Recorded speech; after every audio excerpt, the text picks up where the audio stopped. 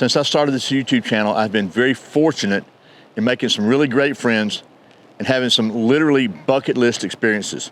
Well, in today's video, I'm going to tell you about one of those experiences, which is the closest thing I've ever come to being on like a Top Shot type competition, and a couple of critical lessons that I learned that might be beneficial to you. That's what's coming up next here on Survival on Purpose.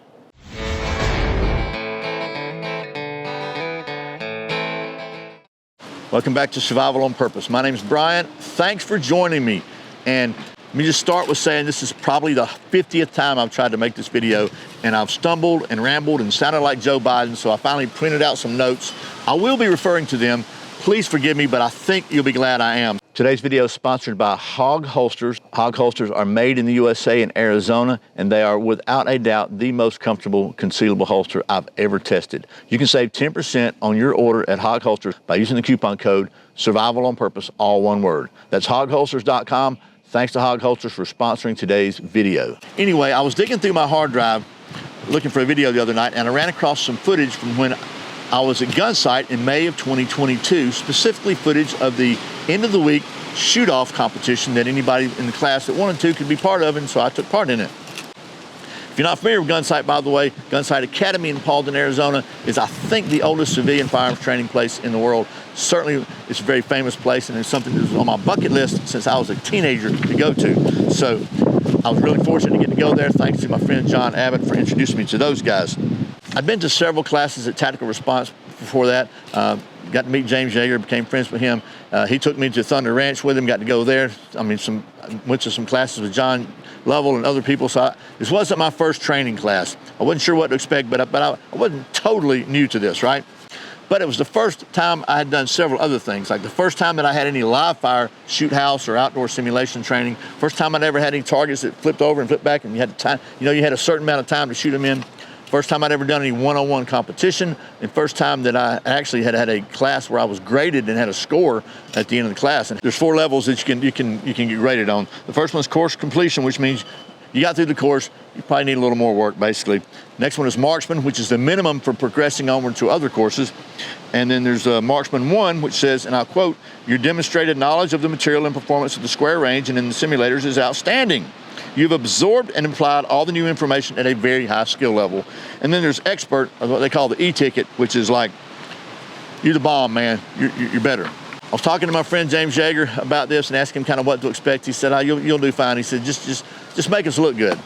Okay. Actually, what he probably said was, you'll do fine, just don't make us look bad. So either way, if you knew James, you knew that's probably what he said. So at the end of the video, I'll tell you what my grade was, but as you're watching this next footage coming up here, maybe you can guess what you think it would be. So let's get to it. So at the end of the week, they had a shoot-off amongst everybody in all the pistol classes, and if you want to be involved in the shoot-off, you can. So it was a one-on-one competition. Yeah, each competitor had 3 targets to shoot at. You had 2 what they call lollipop knockovers and a split target. And the rules are you had to shoot the 2 lollipop targets first in order, and then you had to do a tactical reload your pistol, and then shoot the center target. And whoever got them all down first won that round. And then you just keep going until you got eliminated enough times. And even though I know this is a game with rules, I'm still trying to outshoot a person who's trying to outshoot me. So I tried to approach it like these targets were bad guys, right? So now, finally, with all that rambling, so in the first round, I missed on my first 2 shots, but then I started hitting the target, and I was hammering it, and it wouldn't fall. So they called the round and fixed the target. We restarted that round. My opponent and I were neck and neck, that he had a malfunction on his gun, and I was able to nail the last target. But I forgot the reload, so I lost that round. So in the second round, I managed to squeak out a win, even though, again, I almost forgot the reload. Third round, same thing. In fact, they reminded me about the reload, or I probably would have beat myself again. Fourth round, this one is probably my best round so far, but again, a lot of hesitation on that reload. Coming up is my 5th and final round. I'll let you watch that one with no comment. Oh.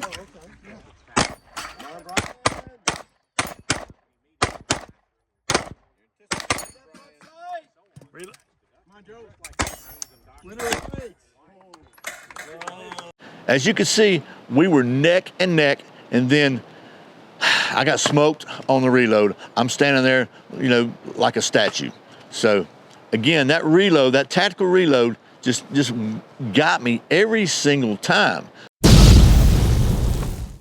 Chuck Norris's trash takes itself out. Okay, now that you've seen me crash and burn on camera, there's a couple of takeaways that I think would be beneficial for both you and I to keep in mind. First of all, mindset.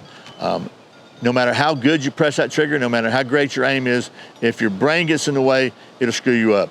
Hick's Law is real. Hick's Law says that the more decisions you have to make, the longer it's going to take you to make them. And as you saw, once I got kind of dialed in, was hitting the targets, what really cost me every time, and what I think possibly cost me the win, was that moment of hesitation when I wasn't ready to make that reload immediately.